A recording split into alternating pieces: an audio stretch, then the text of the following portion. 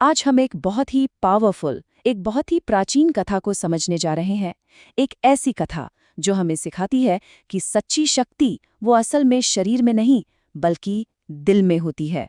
हाँ, ये कहानी है भक्ति और साहस की। यह है हनुमान जी की कथा।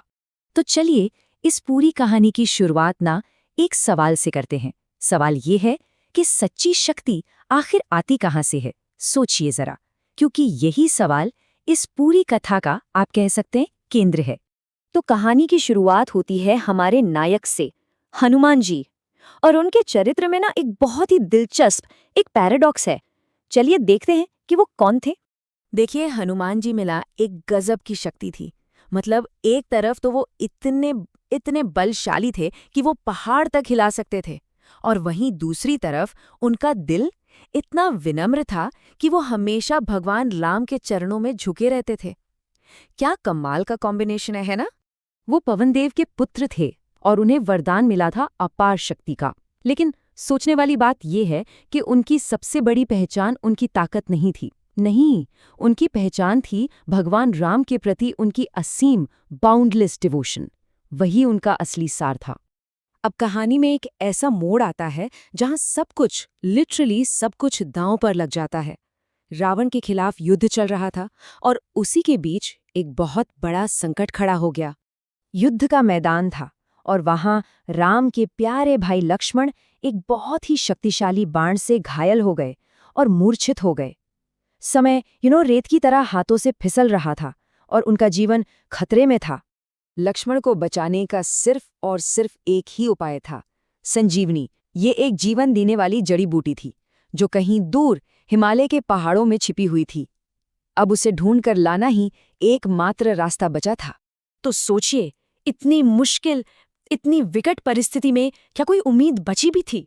और बस यहीं से शुरू होता है हनुमान जी का वो मिशन जो असंभव लगता था। उनके सामने एक ऐसी चुनौती आ खड़ी हुई थी जिसकी कोई इमेजिनेशन भी नहीं कर सकता था। लेकिन हनुमान जी, उन्होंने एक पल भी नहीं सोचा। बिना किसी हेजिटेशन के वो आकाश में उड़ चले। जानते हैं क्यों?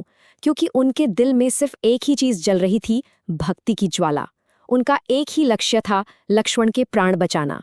मगर हिमालय पहुंचकर वो एक बहुत बड़ी दुविधा में पड़ गए। वहां अनगिनत, मतलब काउंटलेस जड़ी बूटियां थीं, और उनके बीच वो संजीवनी को पहचान ही नहीं पाए। और इस बार सिर्फ स्पीड और स्ट्रेंथ काफी नहीं थी।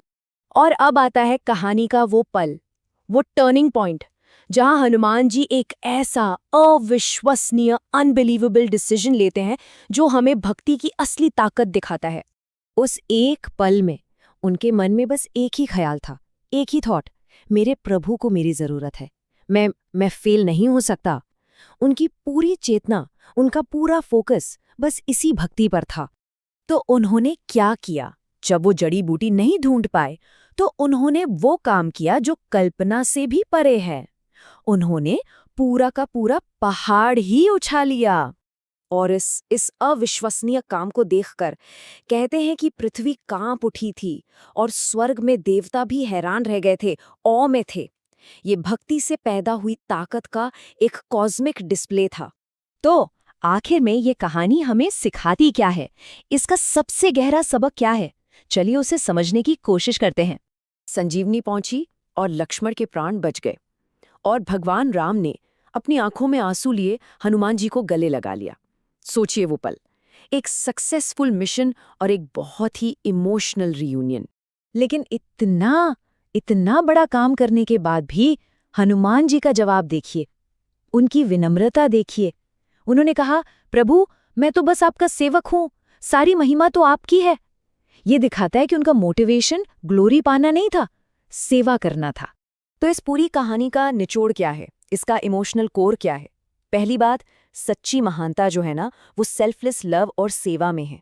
दूसरी, असली साहस वो भक्ति से पैदा होता है। और सबसे जरूरी तीसरी बात, कि जब प्यार हमारे एक्शंस को गाइड करता है ना, तो जो काम असंभव लगते हैं वो भी संभव हो जाते हैं। और आखिर में हनुमान जी की ये कहानी हमें एक बहुत गहरे सवाल के साथ छोड़ जाती है, सोचने पर मजबूर करती है कि आज के समय में सच्ची भक्ति कैसे दिखती है, उसका रूप क्या है। और यही सवाल इस सदियों पुरानी कथा को आज भी उतना ही रेलेवेंट बनाता है।